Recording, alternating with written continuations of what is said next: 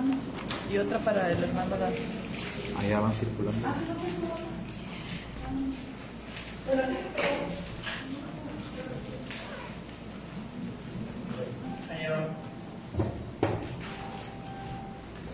Nunca le atino.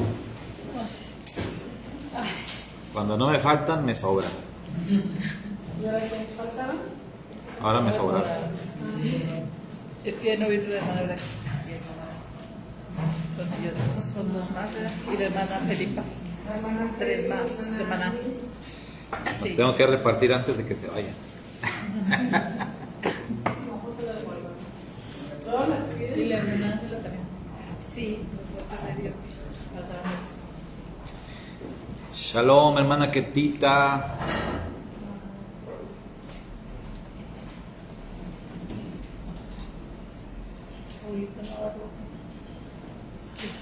¿Quién más está? ¿Eres tú, Carrita? Sí. Sí, ¿verdad?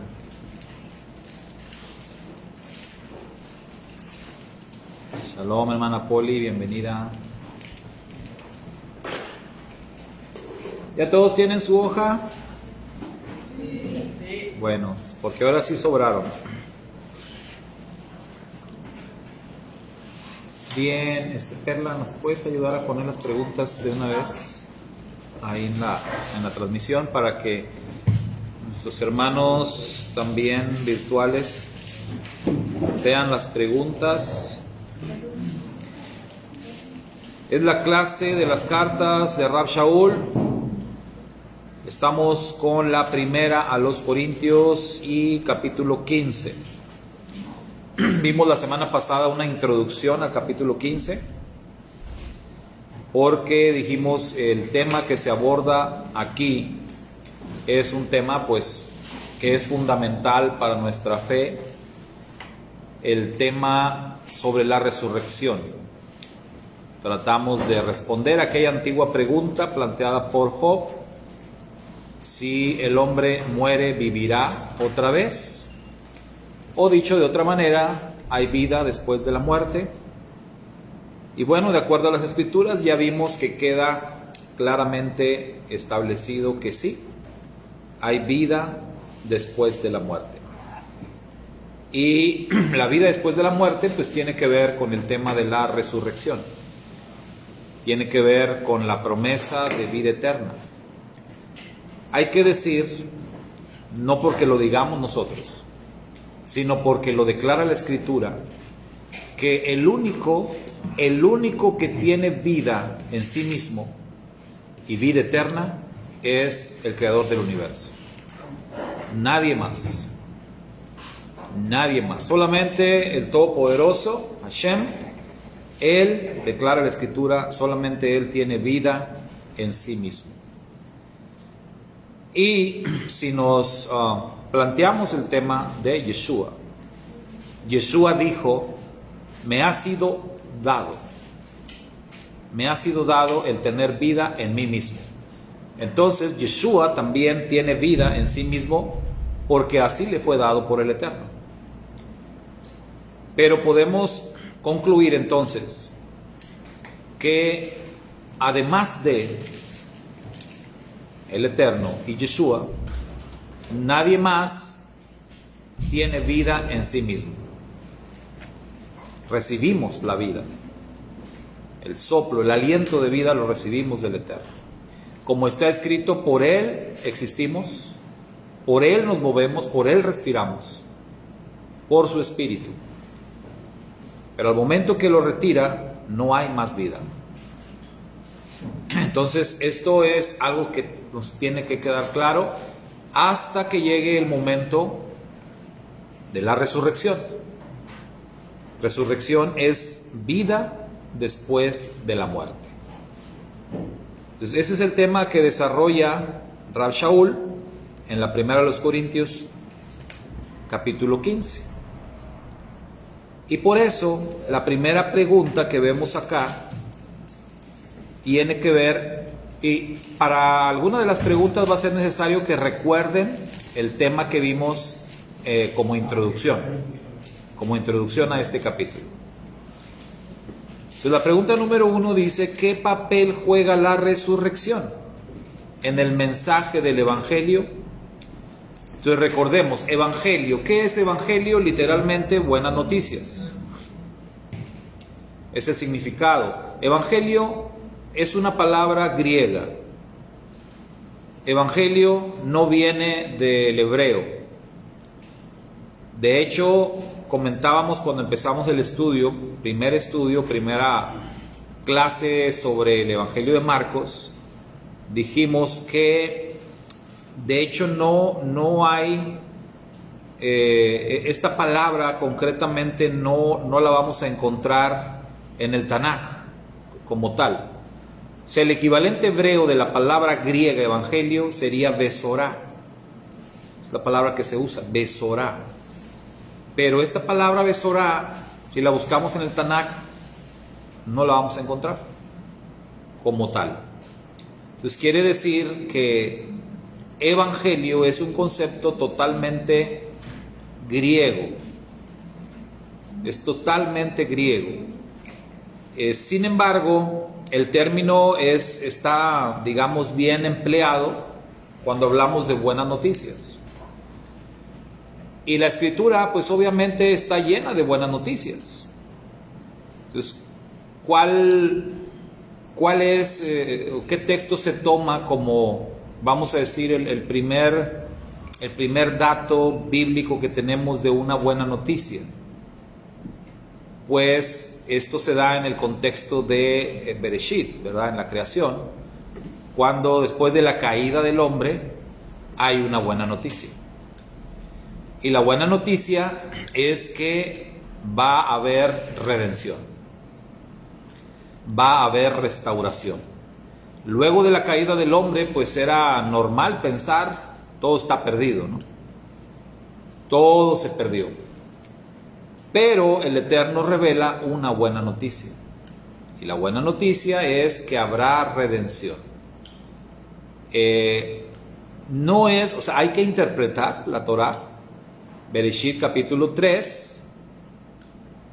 Bereshit capítulo 3 hay que interpretar lo que el Eterno está diciendo, capítulo 3, verso 15. Cuando aparece la primera, considerada como la primera profecía mesiánica. Así, o sea, alguien ahorita puede monitorear. A veces es el equipo de las personas que falla, porque nos dicen que se está cortando la voz. A veces es como que allá el equipo, ¿no? Entonces, pero ya si nos comentan 2 o más personas, pues podemos checar bien. Sí, yo siempre aplico aquello de que si alguien te dice que eres caballo, no le hagas caso, ¿no? Si una persona te dice, oye, eres caballo, no le hagas caso. Si 2 personas te dicen que eres caballo, entonces sí, ya pon atención. Si 3 o más te dicen que eres caballo, cómprate la silla, ya no te hagas. Eres caballo. Esto es así. Es como dice la escritura. También, en boca de 2 o más testigos consta todo asunto. Entonces, ¿ya lo monitorearon? No se corta. No se corta, está bien. Si es que a veces, por eso les digo, hermana Ketita, a lo mejor es su señal, a veces la señal de la persona o el equipo, algo puede estar ahí. Pero es muy, nos damos cuenta porque cuando empiezan todos a decir los de la transmisión, oye, se oye mal, ahí sí, ¿no? Ahí sí nos damos cuenta. Bueno, entonces hablábamos del Evangelio. El Evangelio entonces es buena noticia, aparece una buena noticia y la buena noticia es que las cosas se van a arreglar. Y eso es algo muy bueno.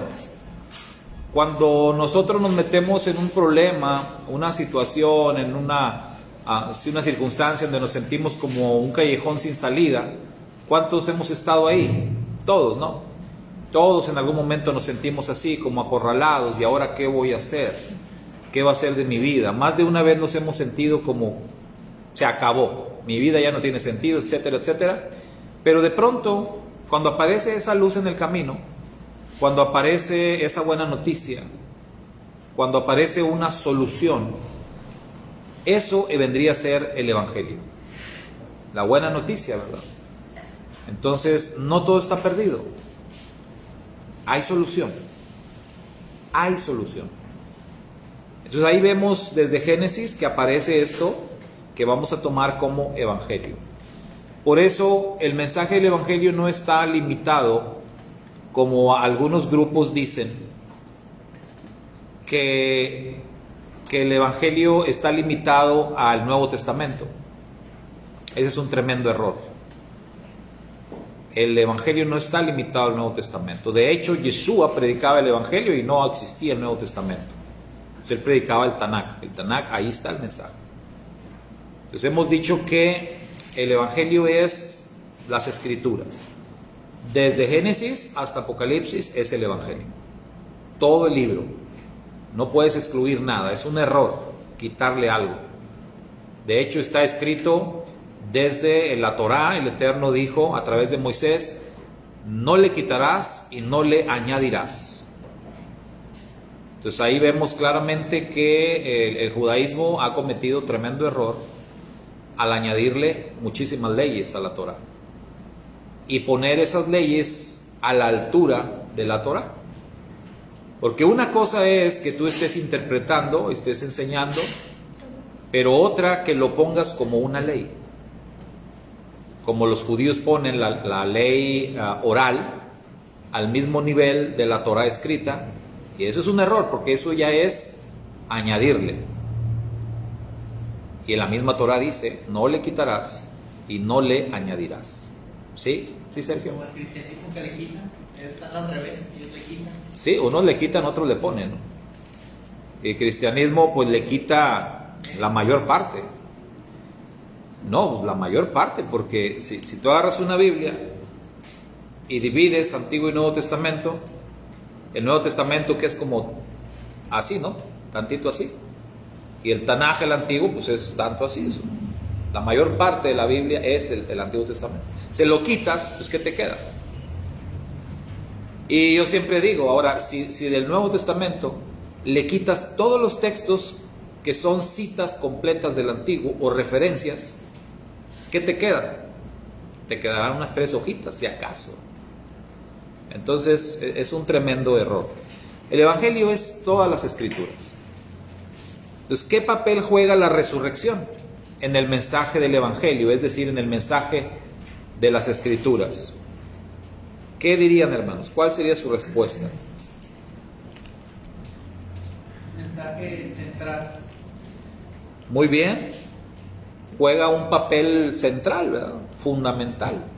Si esto fuera como una obra de teatro en donde estuviéramos definiendo los roles,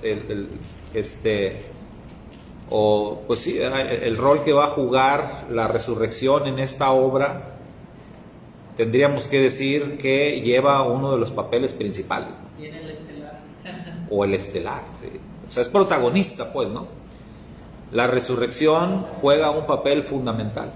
Sin resurrección no hay evangelio. No hay así de fácil. Quítale la resurrección al evangelio, pues mejor quita todo, ¿no? Sí. De hecho, es uno de los planteamientos que hace aquí Rav Shaul. Ya, apágale y vámonos mejor, ¿no? Que la resurrección es el puente que conecta la era donde está la persona que está recibiendo el mensaje al reino. Es el puente, claro.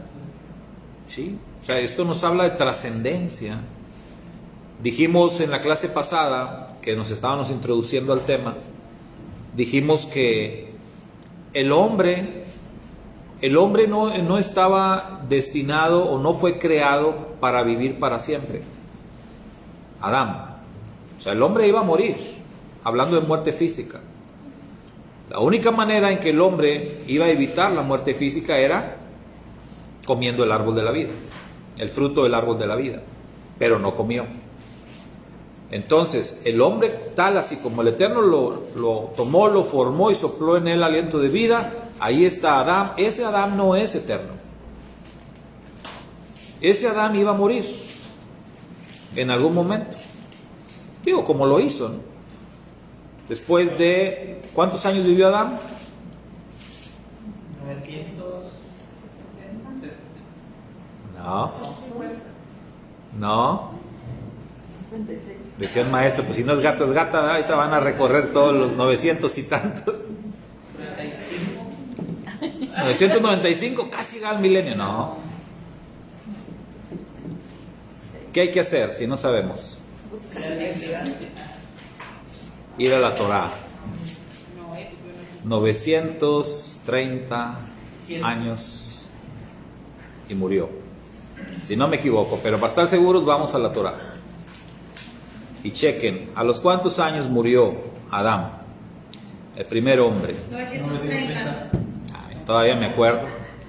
Eres 105, sí. Todavía funciona la...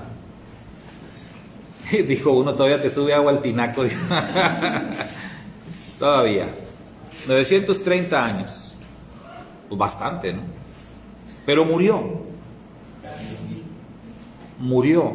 Saben que a veces uno, bueno, me he puesto a pensar sobre el tema de la muerte y me pongo a pensar que te cuesta, a muchos les cuesta mucho pensar en la muerte o la idea de morir cuando eres joven, y acostumbraba a pensar que cuando ya eres de edad avanzada, pues ya te haces a la idea de morir y ya no tienes ningún problema con morirte. Pero he descubierto que no es cierto. El efecto de morirte es igual si tienes 15, si tienes 20, 30, si tienes 100. Siempre va a ser el mismo efecto, porque nunca vives lo suficiente.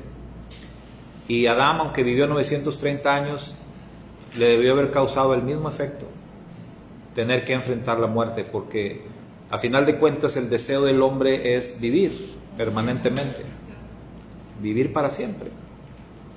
Entonces, el mensaje de la resurrección o el papel que juega la resurrección es fundamental. Si quitamos la resurrección, pues ya no hay evangelio, como decía nuestra hermana Leida, ya. Porque ¿qué es lo que finalmente estamos buscando? ¿Qué es lo que finalmente queremos? Yeshua dijo en alguna ocasión, cuando aquel joven rico tuvo el encuentro con Yeshua y le dijo que vendiera todo lo que tenía y se lo diera a los pobres, lo siguiera para alcanzar la perfección. ¿Qué era lo que aquel hombre deseaba? La pregunta concreta fue: ¿qué tengo que hacer para alcanzar la vida eterna? Cuando él se va derrotado, triste, los discípulos se acercan a Yeshua y le dicen: Maestro, nosotros lo hemos dejado todo para seguirte. Y se puede sentir una emoción, ¿verdad?, en ellos, porque ellos son testigos de lo que pasó.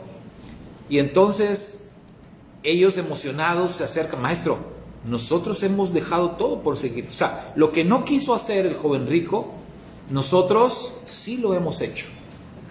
Nosotros sí renunciamos a todo. Entonces era una manera de decir: Maestro, entonces nosotros ya hemos alcanzado la vida eterna. De entrada, el planteamiento era un poquito injusto, ¿no? Porque si pensamos en Pedro, Andrés, Juan y Jacobo, el hermano de Juan, pensando en ellos eran pescadores. Los pescadores en aquella época eran pues la clase más baja, ¿no? La clase social más baja. ¿Qué era lo que ellos habían dejado? Si nos hacemos la pregunta, ¿no? ¿Qué era lo que habían dejado? ¿Qué era a lo que habían renunciado? Alguna barquita ahí media parchada, viejita, algunas redes remendadas, no sé, algunas herramientas ahí que compraban en el tianguis, o no sé, cosas así. No, es con las viejitas que se apañan más a los medios, no tenían No, sí. aunque sea poco menos, quiera aferrar lo que Claro. O sea, lo que quiero que entendamos es, la comparación puede parecer injusta, porque visto desde afuera, alguien diría: oye, no se compara lo que el rico tenía que dejar con lo que tú dices que dejaste. Porque ¿qué dejaste tú? Ese sería un razonamiento, ¿no? Donde diríamos, pues no está muy parejo el asunto, ¿no? Es algo injusto. Sin embargo, como dice la hermana, aquí lo que importa es el valor que tienen para ti las cosas. Cuando ellos dicen esto, lo que hay detrás es que realmente a ellos les había costado mucho renunciar a estas cosas. Para ellos dejar su barca, aunque fuera viejita, dejar sus redes, aunque fueran remendadas, dejar su oficio, que era lo que ellos se dedicaban a su vida, era su vida, la pesca. O sea, dejar eso a ellos les había costado muchísimo. Ellos en su mente sí equipararon que era lo mismo que el joven rico no quiso hacer. Por eso se emocionaron y por eso preguntaron, o más bien no preguntaron, dijeron, maestro, nosotros hemos dejado todo por seguirte. ¿Y qué les dijo Yeshua? No han dejado nada. No, Yeshua, Que lo que hay ay, eres muy duro tú. Sergio los hubiera regañado a los discípulos. se los iba a recompensar. No por cosas simples. Sí, Yeshua les dijo, y como Yeshua lo que le está diciendo es, estoy consciente de todo lo que ustedes han dejado, estoy consciente de lo que han hecho, y es más, les digo que van a recibir 100 veces más. Cualquier cosa a la que ustedes hayan renunciado por seguirme, yo se las regreso multiplicada por 100 en esta vida. No está hablando del reino venidero, en esta vida. Yo se los multiplico 100 veces. Cualquier cosa, lo que sea que ustedes hayan renunciado por mí, por seguirme, se los voy a recompensar. Y luego viene la parte interesante. Luego Yeshua les dice, y en un futuro, la vida eterna. Entonces, ¿qué les está diciendo? Que tenían razón. Tenían razón en lo que ellos estaban, ahí, la conclusión a la que estaban llegando, el rompecabezas que ellos armaron ahí, escuchando la plática entre Yeshua y aquel rico, ellos concluyeron, oye, entonces nosotros ya tenemos la vida eterna. No sé, vamos a preguntar al maestro. Van, y la respuesta de Yeshua fue, sí, eso que están pensando, tienen razón. Algún día les daré la vida eterna, porque han renunciado a todo por seguirme, ¿verdad? Entonces, por esa razón es que la vida eterna, que equivale a la resurrección, se convierte en el fundamento.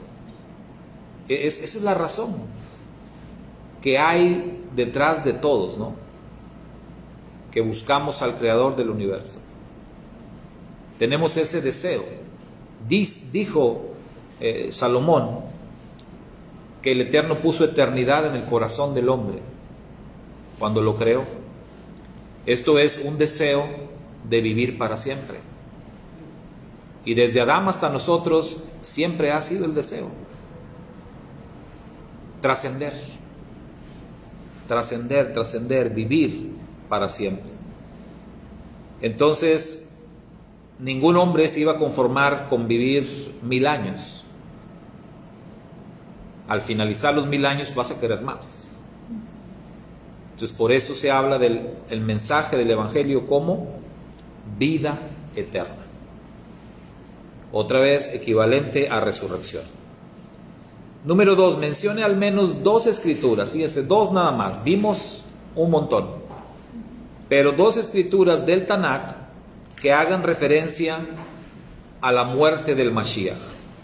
Aquí es importante recordar, hermanos, que el misterio más grande de todas las escrituras es el Mashiach. ¿Qué quiere decir esto? Que el Mashiach en el Tanakh es un misterio. Un misterio que fue revelado. Cuando Rab Shaul dice, me fue revelado el misterio del Evangelio, está hablando que recibió revelación del Mashiach y del plan de redención. O sea, lo que no se puede apreciar a simple vista en el Tanakh o en la Torah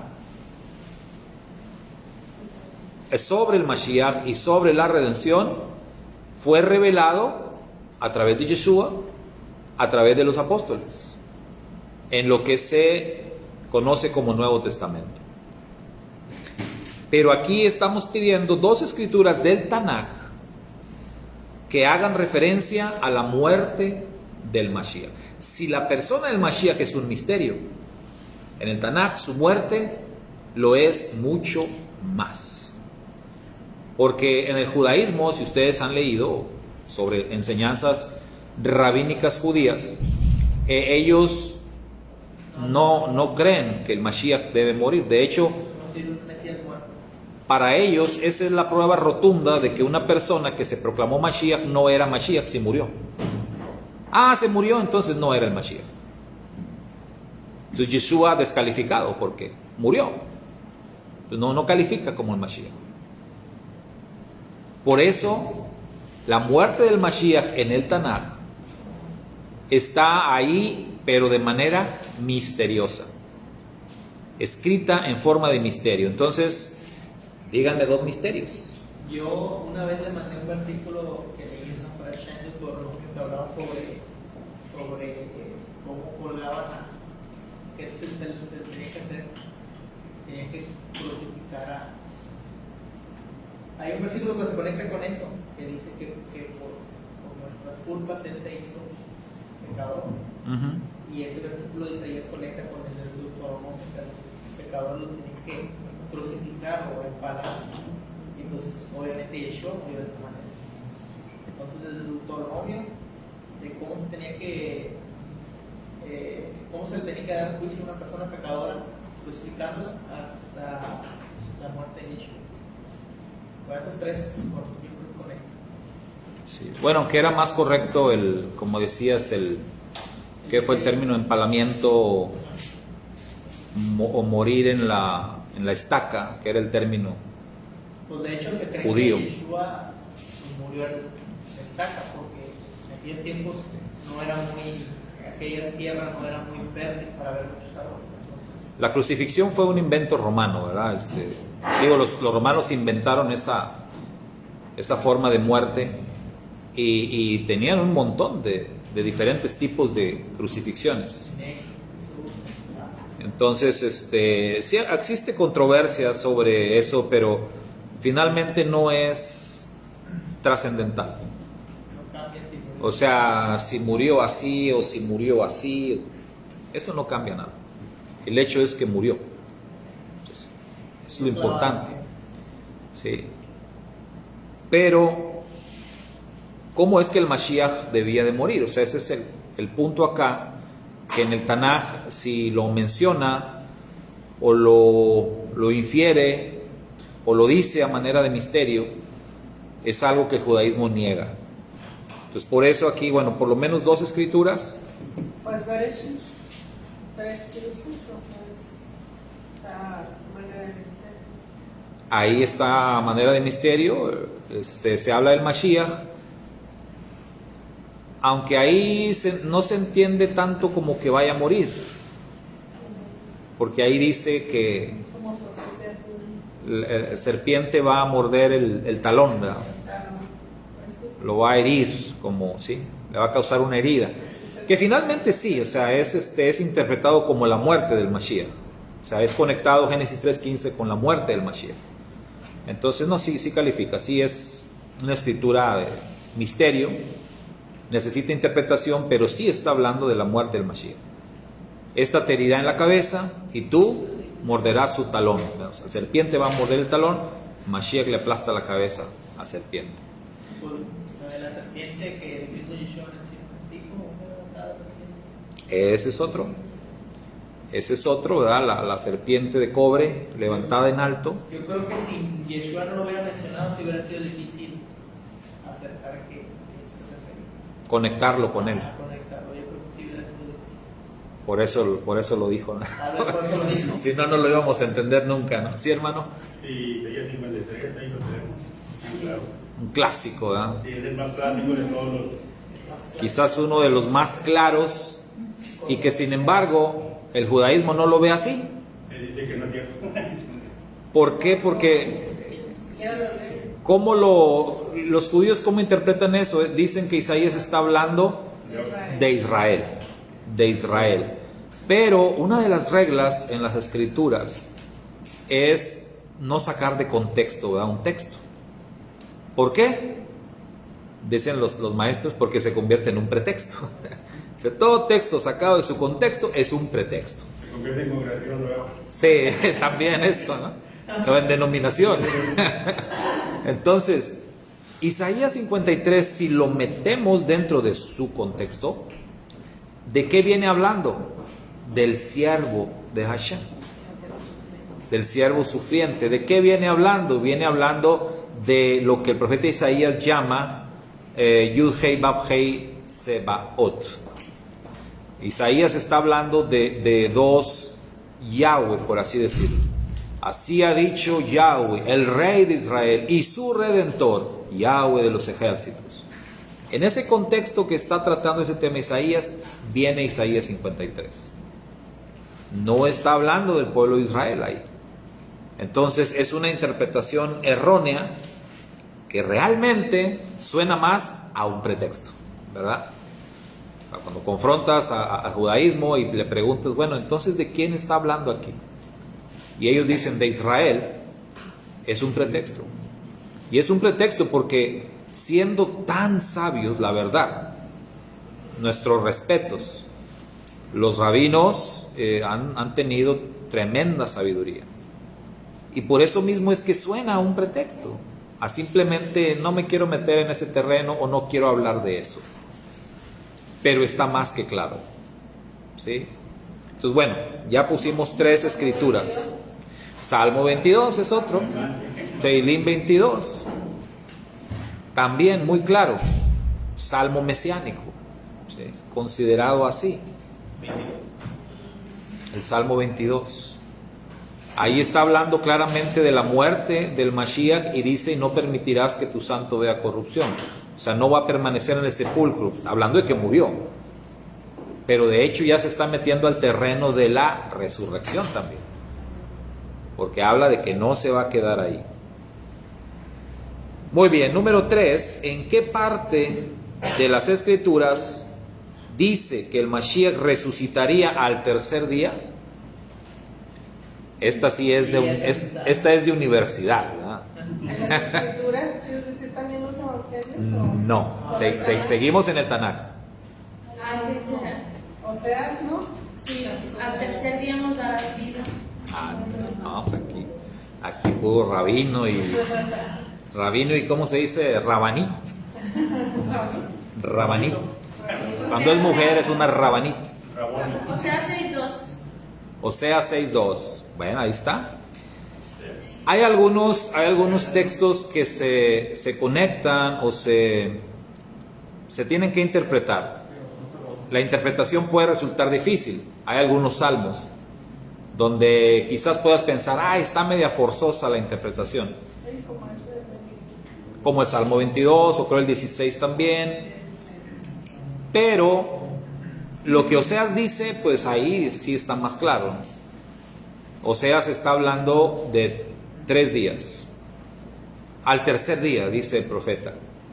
Y recordemos que sobre esto también siempre ha existido la controversia de la resurrección de Mashiach. Si Mashiach resucitó al tercer día o resucitó después de 3 días. Esa es una controversia también de muchos siglos y una controversia que sigue existiendo aún dentro de los grupos considerados mesiánicos. En su momento lo hemos platicado y yo les he puesto el ejemplo también clásico de que todos conocemos de a las 3, ¿no? O sea, vamos a saltar, ok, pero a las 3. Bueno, a las 3 saltamos, pero ¿cómo? 1, 2, 3 o 1, 2, 3 y saltamos. ¿Cómo va a ser? Esa es la polémica de siempre, ¿no? Porque siempre hay personas que entienden que a las 3 es A las 3. 1, 2, 3. O sea, brincamos al decir 3. Pero otros entienden, ¿por qué brincaste antes? Dijimos que a las 3. Pues a las 3. No, pero es que es 1, 2, 3 y brincamos. Ah, no, entonces ese ya es saltar al 4. ¿Me explico? Es lo mismo. Si decimos que la resurrección del Mashiach tenía que ser después de 3 días, entonces resucitó en el 4º día. Así de sencillo. Entonces resucitó en el 4º día.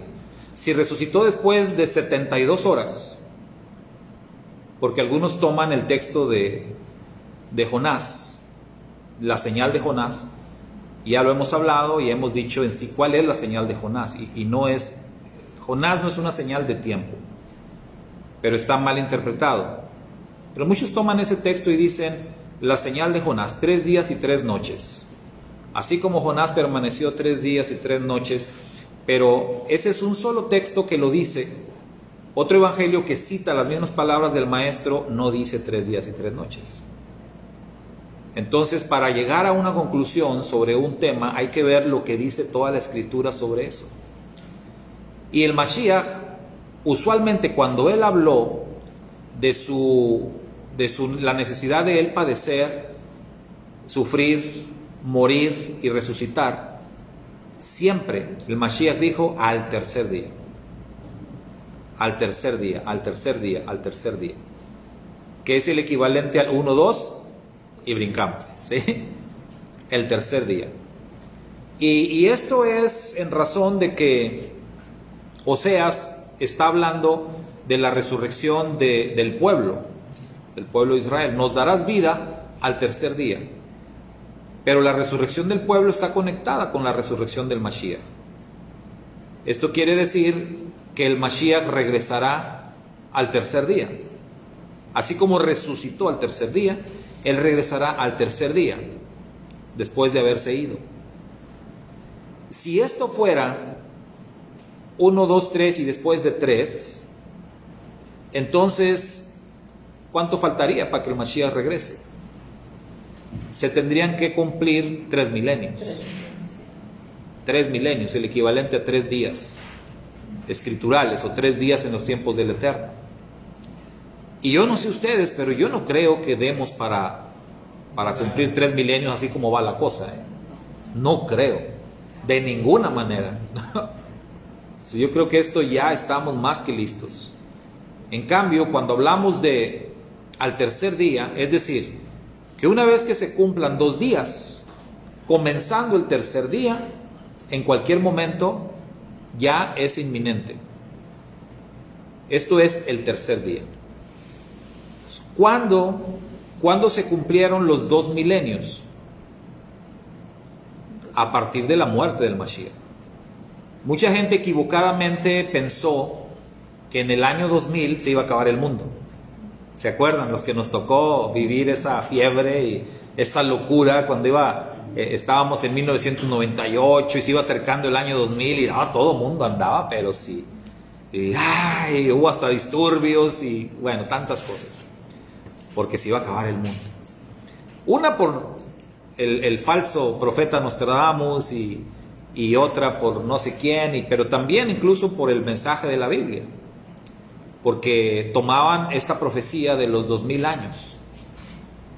¿Cuál es el error? Que estaban contando 2000 años a partir del nacimiento del Mashiach. Y la profecía habla que esos 2000 años empiezan a contar a partir de la muerte del Mashiach. No de su nacimiento, de su muerte. Y si contamos a partir de su muerte, entonces él murió aproximadamente en el año 33 de la era común, vamos a decir. Pero quitando los añitos que por ahí están bailando o están sobrando en el calendario romano, que son, algunos dicen 4, otros dicen 5, ¿a dónde nos manda? Pues al 28, al 29, ¿sí? 28, 29, que es la fecha más exacta. De hecho, los historiadores ubican la muerte de Yeshua alrededor del año 29 o 30 de la era común. Es ahí donde ubican. su muerte.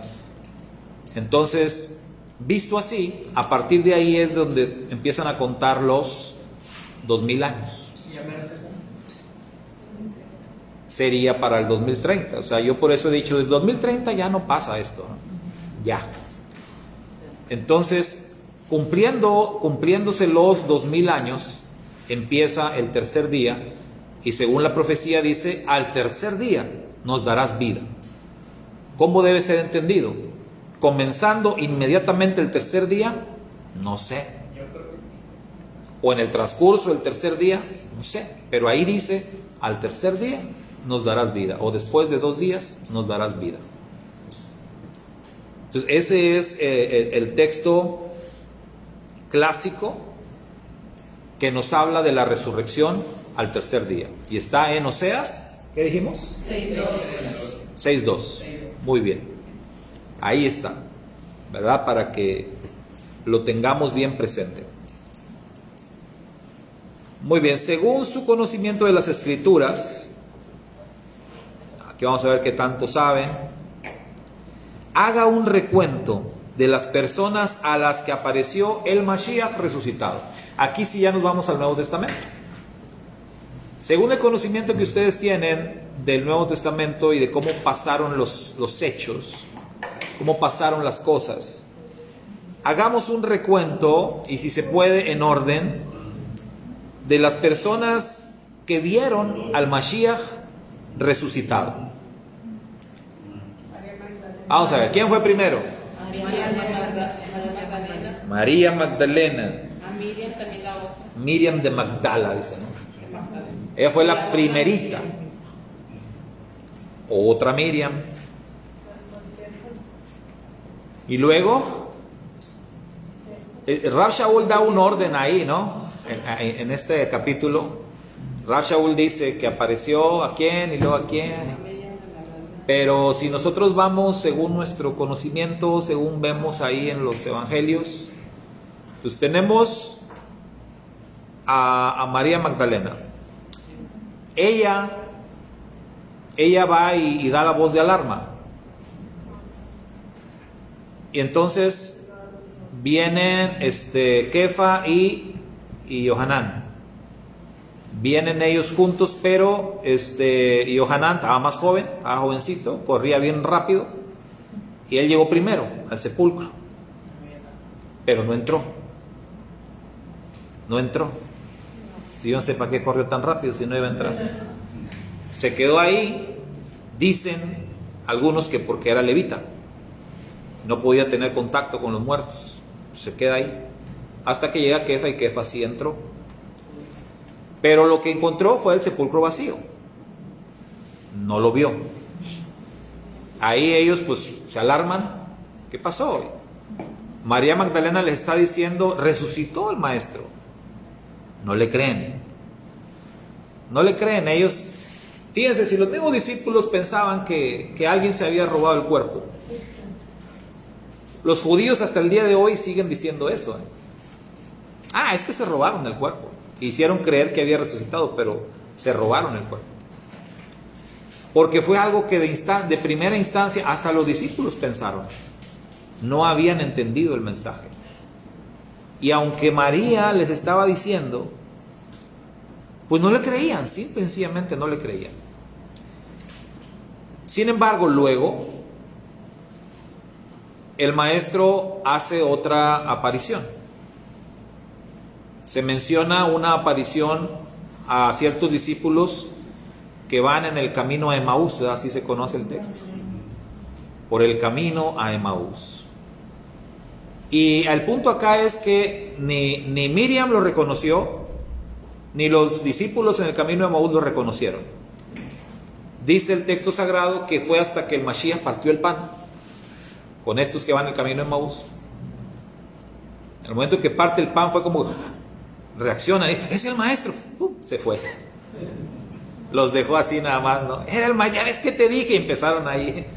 Si bien que yo sentía, pues sí, pero bueno, lo vieron. Y a los discípulos, o por lo menos los que están en aquel lugar, escondidos, cuando llega el maestro y dice Shalom Aleichem, y la escritura hace énfasis de que el lugar está cerrado, completamente cerrado. Ellos estaban asustados, se estaban escondiendo, y de pronto se aparece ahí, en medio de ellos, y les dice, paz a vosotros. Y entonces algunos piensan que es un fantasma, ¿verdad? Porque dicen, ¿cómo entró? Si está cerrado todo aquí, no tocó la puerta, no, ¿cómo es que aparece aquí? Se asustan, piensan que es un fantasma. El maestro les tiene que decir, soy yo. Acérquense, tóquenme, vean. Soy yo, no soy ningún fantasma. Hasta no creer. Y ahí es el episodio del el Dídimo, aquel que había dicho, yo, si no lo toco, si no meto mi dedo ahí en los hoyos de los clavos, si no meto mi mano en el costado traspasado, no voy a creer. Y qué duro, ¿verdad? Que el Mashiach le dice, hey, ven para acá. ¿Qué dijiste? Ven para que metas tu dedo, metas tu mano acá. Y no seas incrédulo, sino cree. Entonces ahí el Mashiach resucitado está apareciendo a todos los discípulos y más, ¿sí? Ahora, la Torah, las escrituras dicen, dice Rav Shaul, apareció a más de 500 hermanos. ¿Cómo explicamos eso? Bueno, porque la escritura dice que el Mashiach resucitado permaneció 40 días. 40 días resucitado acá en la tierra, apareciendo a diferentes discípulos. Rav Shaul dice, más de 500 lo vieron. ¿Qué quiere decir eso? Que hermano, eso fue en su momento algo muy evidente. No fue ningún secreto. Así como había andado ahí por las calles de Jerusalén antes de que lo crucificaran, resucitado, volvió a andar ahí. Y aparecía y enseñaba para testimonio a las personas, para que quedara muy claro el asunto. Entonces, ese es más o menos un recuento, ¿no? De cómo fue apareciendo a diferentes personas. Pero luego, pregunta 5, ¿por qué dice Rav Shaul que a él, Yeshua, se le apareció como a un abortivo? Porque él está diciendo, apareció a Kefa, apareció a esto, apareció a más de 500 hermanos, y luego, al final de todo, como a un abortivo, se me apareció a mí.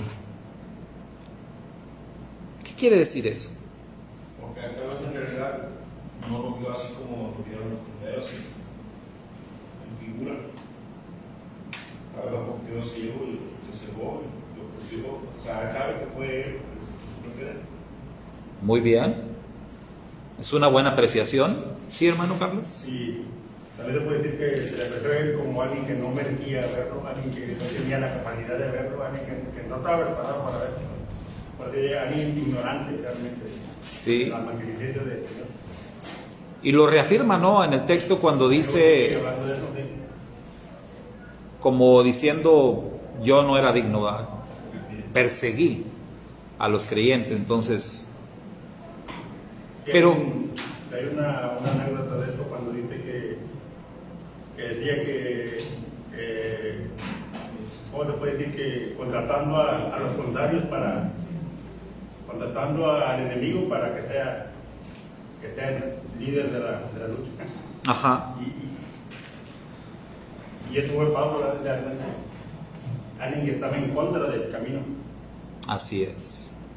La palabra abortivo, hermanos, es o era usada, quizás hoy en día ya no tanto, pero era usada para hacer una referencia a un bebé que nace fuera de tiempo, como los que nacen a 7 meses o 8 meses, ¿sí? Prematuros, pero se usaba la palabra abortivo. Entonces, literalmente abortivo debe entenderse como fuera de tiempo, ¿sí? Entonces Rav Shaul está diciendo, ya al final, ya fuera de tiempo, Ya cuando, pues quizás no de una manera antinatural o sobrenatural, me apareció a mí, ¿verdad? O sea, como decía el hermano Víctor, ya no en la forma como le apareció a los demás, pero me apareció, ¿sí? Como a un abortivo, fuera de tiempo, totalmente, pero yo también lo vi, de una manera distinta, sí, pero Rab Shaul también lo vio, tuvo contacto con él, ciertamente no en la forma como lo vieron los más de 500, porque finalmente lo que Rab Shaul vio fue un resplandor, pero oyó la voz y por eso preguntó: ¿quién eres, Señor? Yo soy Yeshua, a quien tú persigues. Entonces él tuvo clarísimo con quién estaba tratando, con quién estaba hablando, y por eso se incluye Rab Shaul en la lista de los que vieron al Mashiach resucitado. Número 6. ¿Cuáles son las consecuencias naturales de negar que existe la resurrección de los muertos? Porque hay quienes no creen, ¿verdad?, en la resurrección de los muertos. En los tiempos de Yeshua estaban los saduceos, pero hoy en día también hay grupos que niegan que exista la resurrección. Y de hecho hay mucha gente, seguramente ustedes conocen personas que son de la manera de pensar que esta vida es todo lo que tenemos. Y dicen: no, es que te mueres y ya se acaba todo, ya no hay nada. No existe nada. Entonces no creen en la resurrección. Y Rab Shaul habla de esto. ¿Y qué dice? ¿Qué consecuencias naturales hay si tienes esa manera de pensar? Si niegas que la resurrección existe.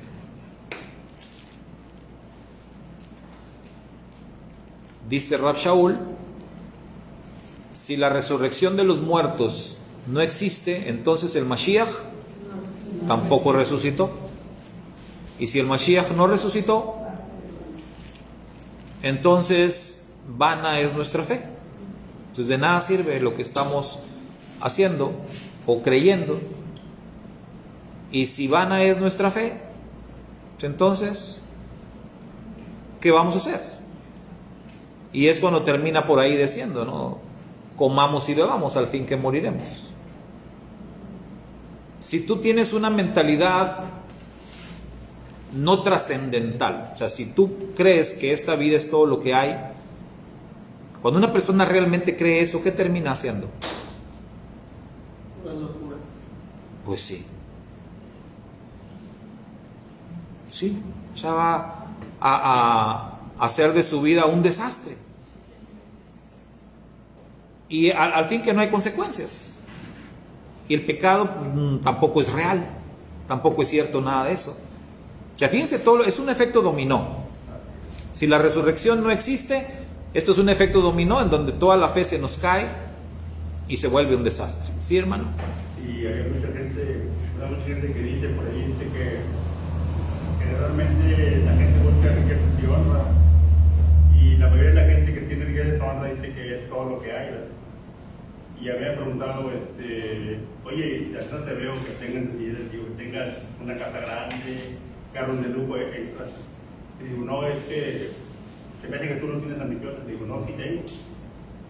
Y te voy a decir por qué. Porque aquel que tiene ambiciones, ambiciona lo del mundo. Pero nada del mundo te va a pagar la vida eterna. Nada. Entonces, a veces pensamos que los más ambiciosos son los que tienen más. No, son los que buscan la vida eterna. Esa es la verdadera ambición que el hombre tiene, pero dentro de sí mismo. O sea, el eterno los pone la eternidad dentro de nosotros y no lo aceptamos. Pensamos que eso es todo lo que hay. Y yo digo, el ambicioso es aquel que busca la vida eterna. ¿Por qué? Porque va a trascender el tiempo y el espacio. Eso no dice la gente, o sea, está limitada a cierto rango. Sí, Rab Shaul cuando explicó eso dijo: prosigo a la meta, ¿verdad?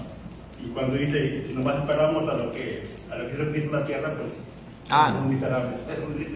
Así Somos, ¿cómo dice el texto ahí? Somos considerados o debiéramos de ser considerados como pues, los más miserables del mundo, ¿no? Si nuestra mirada, dignos de lástima, sí. O sea, si nuestra mirada está limitada nada más a esto que podemos ver, a este mundo, somos dignos de lástima. Pobrecitos, ¿no? Que otra vez le digo a la gente, hay gente que es alta de estatura, ¿verdad? Hay gente que es alta de conocimientos, ¿verdad? Pero hay gente que realmente sí es baja de conocimientos. Esos son los peligrosos. Sí. Esos son los que hacen más daño, que no buscan crecer.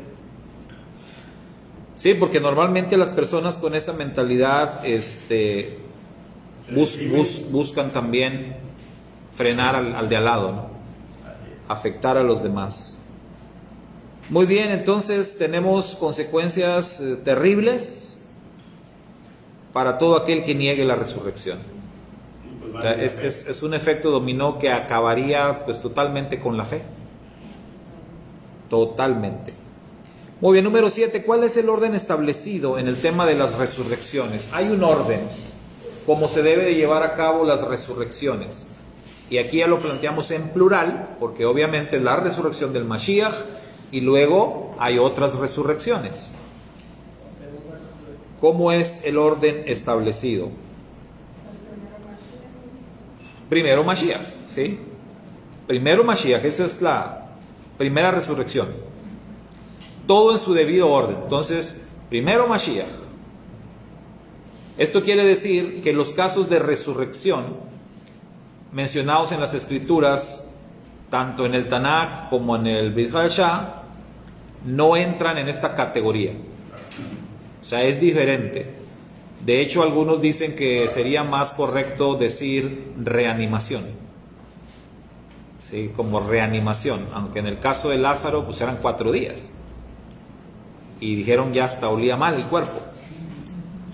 Sin embargo, no entra en la categoría de resurrección. Quizás sea una cuestión de realmente que haya pasado mucho tiempo, ¿sí? Para que sea tomado como resurrección. Entonces, por eso no cuentan los casos, aunque ahí se diga resurrección de la hija de Jairo, de el hijo de la viuda, etcétera. ¿Quién más? Tenemos a Tabita, Eutico. ¿Quién más tenemos? Otros casos. En el Tanakh pues está también el hijo de una viuda, ¿no? Elías resucita uno, Eliseo resucita otro. El caso de Lázaro. Incluso el profeta Eliseo ya muerto, decían, ¿cuál es el muerto que resucitó otro muerto? El profeta Eliseo. Hay un texto ahí donde una persecución va y cae en un pozo donde resulta que están los huesos de Eliseo sepultados. Cae ahí, la persona muere, pero al contacto con los huesos del profeta vuelve a la vida. Tal era la unción y el poder que había en Eliseo, que había pedido una doble porción del poder de Elías, imagínense. Entonces, que hasta muerto el hombre seguía emanando poder todavía.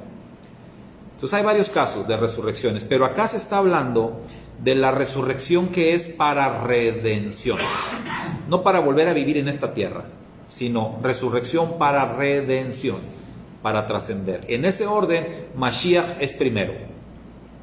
Él es primero. Y luego,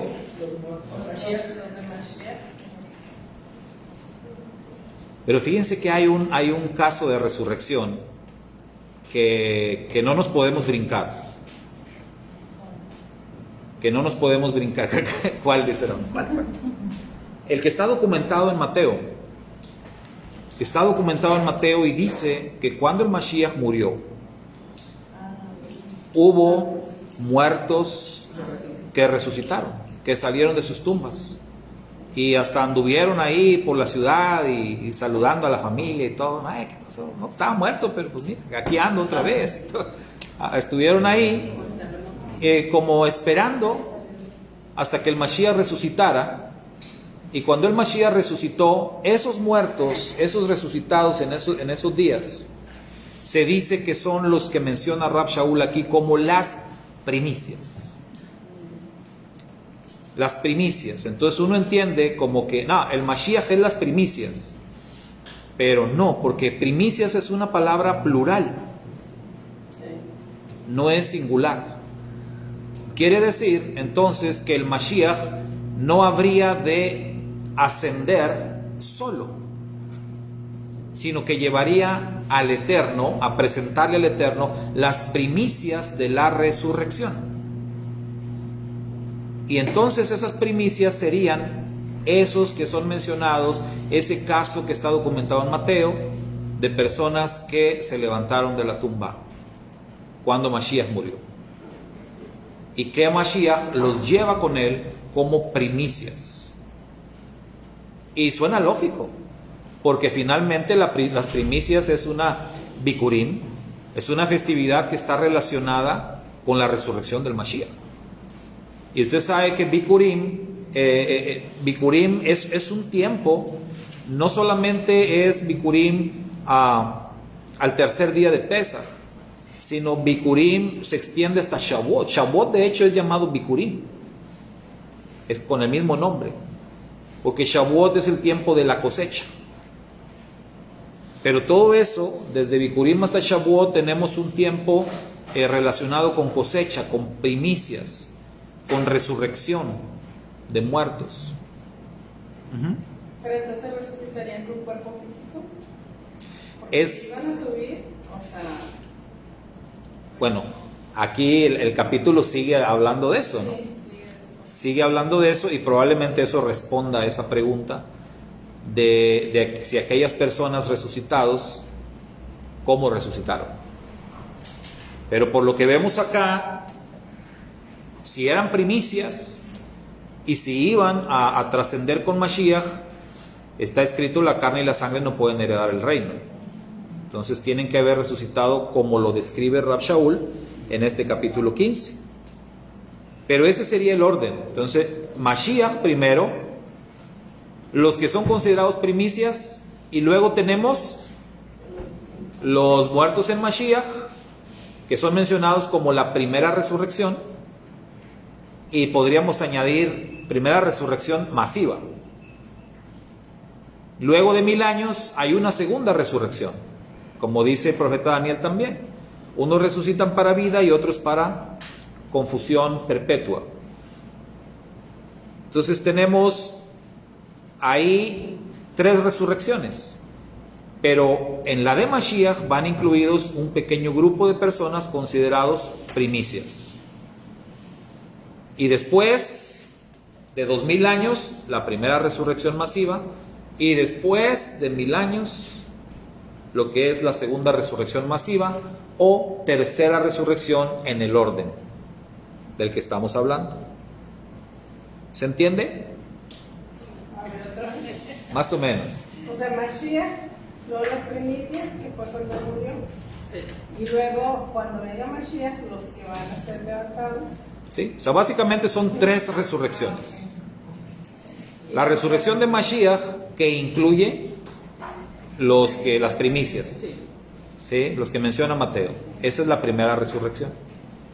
La segunda resurrección, pero que decimos primera masiva, hay que verla de 2 maneras, ¿no? Es la segunda resurrección en el orden de 3, pero es la primera resurrección masiva de creyentes. Esa ocurre cuando el Mashiach regrese.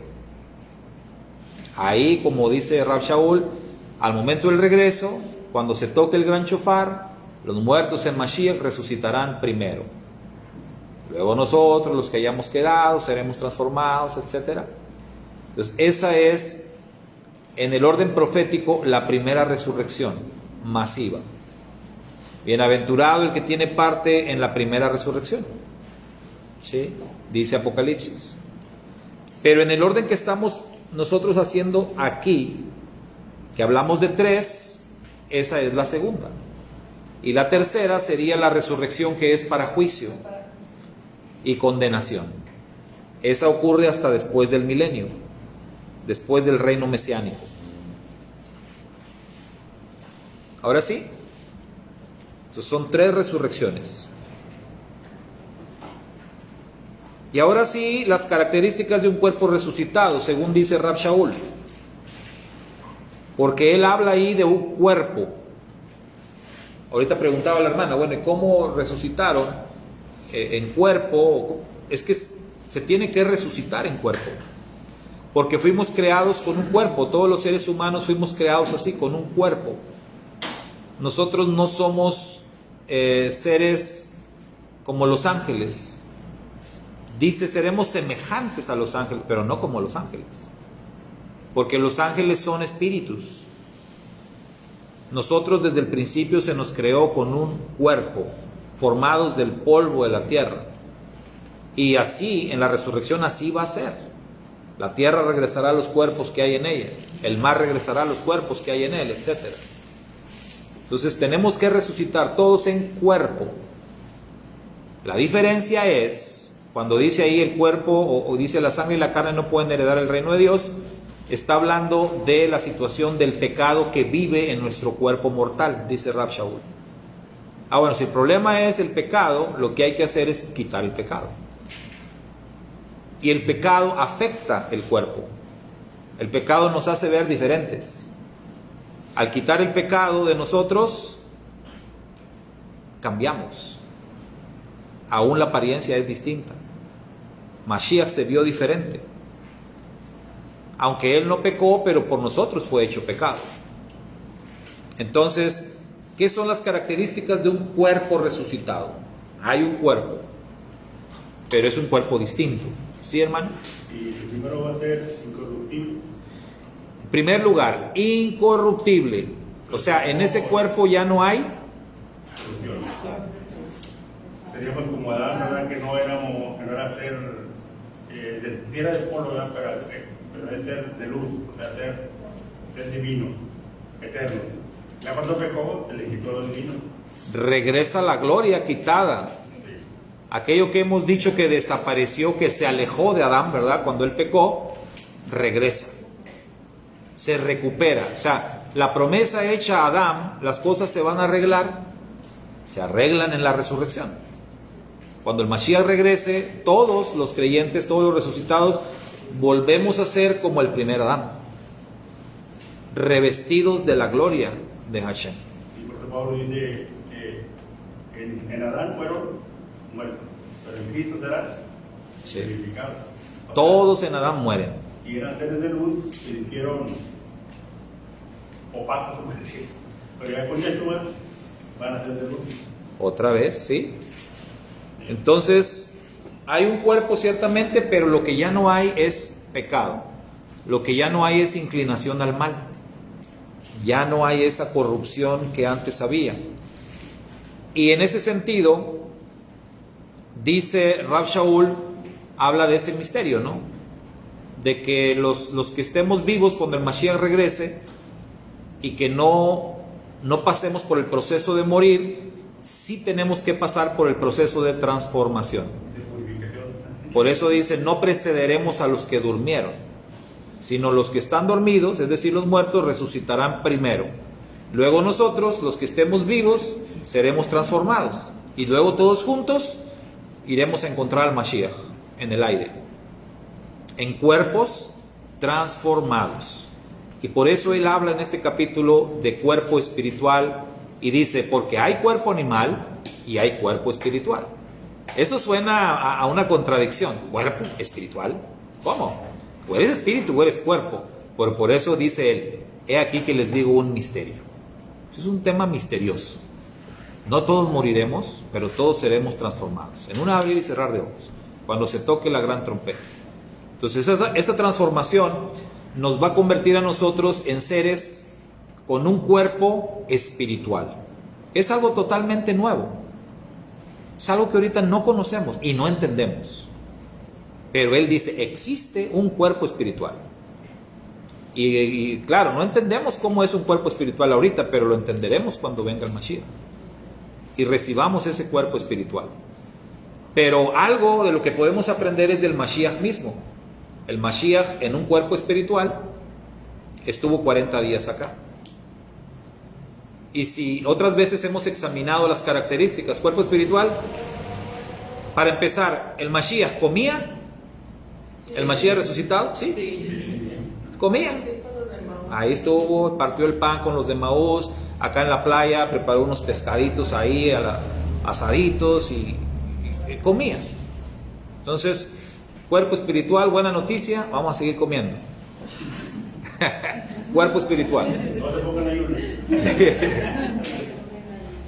Característica cuerpo espiritual. Mashiach aparecía en lugares cerrados. Está todo cerrado y apareció ahí. Tóquenme.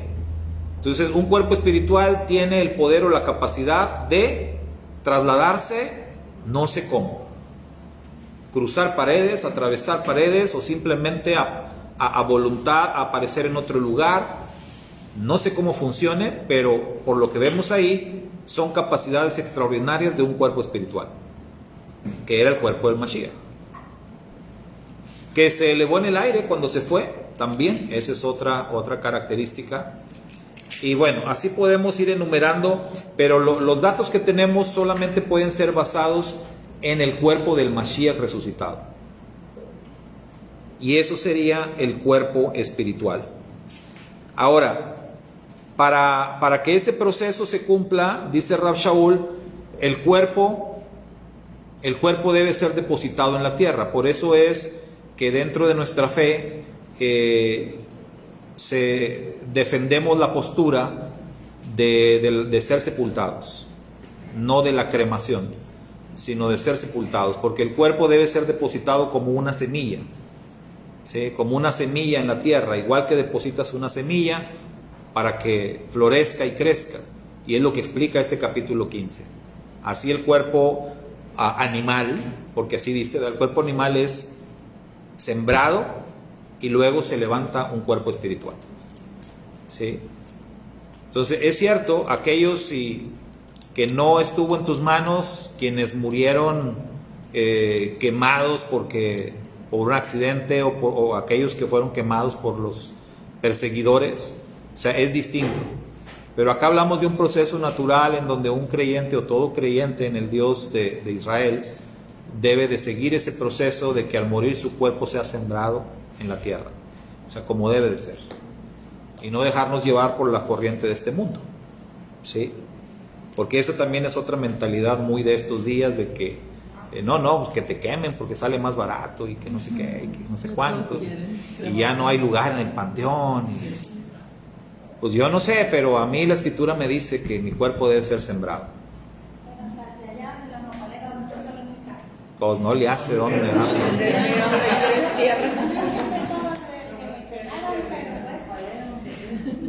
Yo cuando empezó lo del COVID sí pensaba mucho en eso. Dije, ya es decisión, perdónanos, Señor, que nos morimos. Exactamente, pero ya no está en nosotros, ¿no? Sí. Cuando ya está fuera de uno, que eso, si se fijan, es parte del plan maquiavélico, ¿no? Del Satán. Como todos los de COVID y hasta los que no se morían de COVID, porque todo ese tiempo era parejo, y a todos mándalos a incinerar, a todos. Entonces, pues es parte del plan del Satán. ¿Qué es la muerte, hermanos? ¿Y qué va a pasar con ella?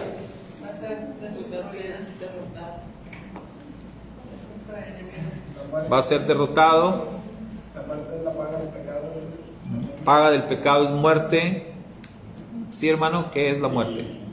Pues más que nada es una especie de transición, ¿verdad? Yo lo considero como una especie de transición entre la vida como que no es la vida eterna. Así como nacimos, no sabemos de dónde venimos. Pero cuando muramos, aquí está la palabra que dice a dónde vamos. Entonces, mucha gente le tiene miedo a la muerte. Pero ya estoy ahí claramente, ¿verdad? Algunos no gustarán de la muerte hasta que... Duele, dicen algunos, oye, duele morir. Duele mucho, ¿cómo se siente? Saben que algo que hemos dicho también, y es bueno recordarlo ahora, el Eterno es tan bueno, tan misericordioso con nosotros, que el ser humano tenemos un sistema que, bueno, cuando nosotros trabajamos en el tema del análisis de módulos electrónicos, los módulos electrónicos traen un sistema que se llama shutdown, que es un sistema de seguridad, ¿verdad?, que se activa como para proteger la pieza. cuando está peligro, se activa el sistema y se apaga. Entonces, los seres humanos llegué a esa conclusión, tenemos todos un sistema de shutdown. Cuando la persona se siente en peligro inminente de muerte, se activa ese sistema y te apagas. Te apagas. Quiere decir eso que cuando ocurre el accidente o ocurre lo que finalmente te va a matar, tú ya no sientes nada.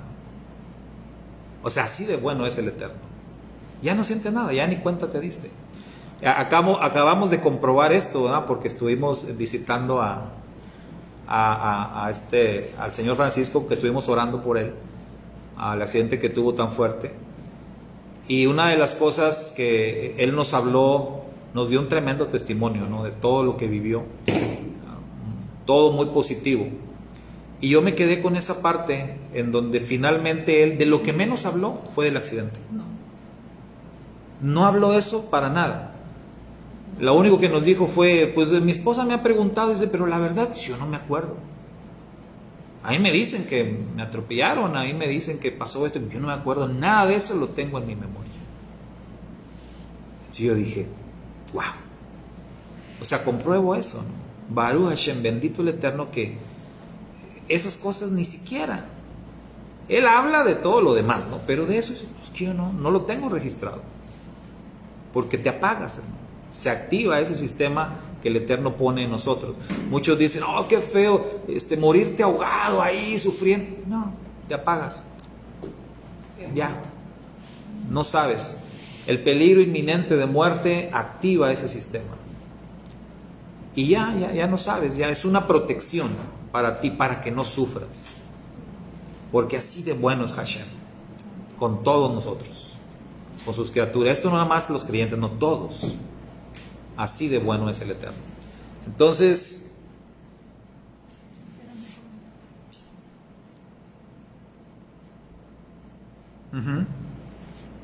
sí. Gracias, hermana Poli. Gracias también por su comentario acá. Entonces, esto es así. Ahora, la muerte, ¿qué es? ¿Cómo la describe Rav Shaul? Ahí dice que la muerte es un enemigo. ¿Cómo se habla de la muerte en las Escrituras? Entendemos que la muerte es un ángel. El ángel de la muerte es un mensajero de destrucción, es un ángel malo, es un ángel que finalmente va a seguir el mismo destino que el Satán, que la bestia y que el falso profeta. Va a ser lanzado al lago de fuego. Y Rav Shaul dice, el postrer enemigo, como que el último, que va a ser vencido, que va a ser destruido, será la muerte. Entonces, este enemigo formidable que ha sido pues la verdadera némesis de todo ser humano desde el principio y lo será hasta el final, porque no es el Satán, es la muerte, el principal adversario y al que más tememos y hemos temido siempre. Dice Rav Shaul, finalmente la muerte será vencida, sorbida será la muerte en victoria, dice. Será destruida. Y terminamos, hermanos, con la 10 que dice, explique el verso 56 en sus propias palabras. ¿Alguien lo quiere decir? Primero, ¿cómo dice ahí? Y luego, si quieren explicarlo, ¿alguien? Si quieren, se los dejo de tarea. De una vez que lo explique la hermana Sirle, dice.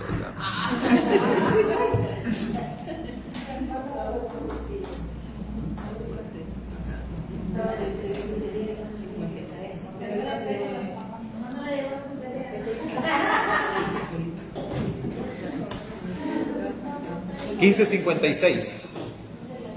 El aguijón de la muerte es el pecado, y el pecado deriva de su poder de la Torah. El aguijón de la muerte es el pecado, y el pecado deriva su poder de la Torah. Aguijón entendemos como un objeto con el que te daña, ¿no? O sea, el aguijón es como si una avispa tiene un aguijón y es con lo que te pica, con lo que te hace daño. Entonces el aguijón de la muerte es el pecado. O sea, con lo que la muerte te causa daño, con lo que la muerte te provoca un daño o te asusta. O sea, nos ayuda a entender que nuestro miedo a la muerte realmente no es un miedo a la muerte, sino el aguijón, el arma que la muerte usa en nuestra contra es el pecado. El aguijón de la muerte es el pecado. Pero lo interesante es la otra parte que sigue, que dice: Y lo que da vigencia al pecado es la Torah. lo que da vigencia al pecado es la Torá. Otra versión: La ley. El poder del pecado. el poder del pecado es la ley. ¿Cómo explicarían eso? ¿Qué tiene que ver la Torá con esto? Pues porque la Torah es la que nos dio a conocer, o sea, los mandamientos del Eterno, la regla del Eterno, es la que nos muestra, o sea, lo bueno y lo malo. Muy bien. Muy bien. A ver, hermano Carlos, y luego... El apóstol Pablo, que no conocerá de codicias si no fuera por la Torah misma, ¿verdad? Entonces, la muerte es como el que nos acusa delante del Señor cuando dice: mira, este no está haciendo por la Torah. Entonces, como un juez que está delante de Dios diciendo: mira, aquí está mal. Hace la misma obra de Satanás, ¿verdad? Muy bien, sí, hermano. Porque el aguijón de la muerte es el pecado y la fuerza del pecado son las violaciones de la Torah. Sí, esa versión está... La muerte es como pagar nuestros pecados. O sea, al morir ya estamos pagando nuestros pecados y ya cuando resucitemos pues seremos resucitados libres. Así es. Este texto, para entender, hay dos maneras de entenderlo. Una, que está hablando de la ley de la muerte. O sea, no de la Torá en sí, toda la Torá, sino la ley de la muerte. La ley que específicamente la Torá contiene para los casos del pecado, lo que ya se dijo, ¿no? La paga del pecado es la muerte. Y el pecado es transgresión de la Torá. Entonces no es posible conocer el pecado o saber que hemos pecado sin el conocimiento de la Torá. Entonces, en ese sentido, la Torá tiene un rol importante en esto. Da a conocer la ley de la muerte, que toda persona que transgrede la Torá tiene que morir. Pero a la misma vez, en las mismas palabras de juicio, tenemos también la solución. O sea, si quieres evitar la muerte, entonces vemos que el aguijón de la muerte es el pecado. ¿Cómo desarmas a la muerte? Pues no pecando. ¿Sí? ¿Cómo le quitas esa herramienta que tiene contra ti? Evitando el pecado. De ahí que dentro de la raíz de la palabra Torah se dice que significa dar en el blanco, en el término griego de la palabra ley. Y la palabra pecado en el griego significa errar al blanco. Entonces en el griego se entiende así, y me gusta esa explicación del griego, porque entiendes que el pecado es como quien dispara una flecha y falla. Eso es pecar. Y quien dispara una flecha y da en el blanco, eso es ley. O sea, esa es la palabra para ley. Entonces, ¿qué quiere decir? Que si tú conoces la ley, entonces tú vas a dar en el blanco y vas a evitar el pecado. Y si evitas el pecado, evitas la muerte. Es así de sencillo. Entonces es como podemos entender este verso. Bueno, hermanos, tema complicado, tema difícil, pero tema de verdad vital para todos: la resurrección, la vida después de la muerte, la vida eterna. Nos despedimos. Shalom, bendiciones para quienes nos estuvieron acompañando a la distancia. No se pierdan la siguiente clase en 5 minutos. Shalom. No es cierto.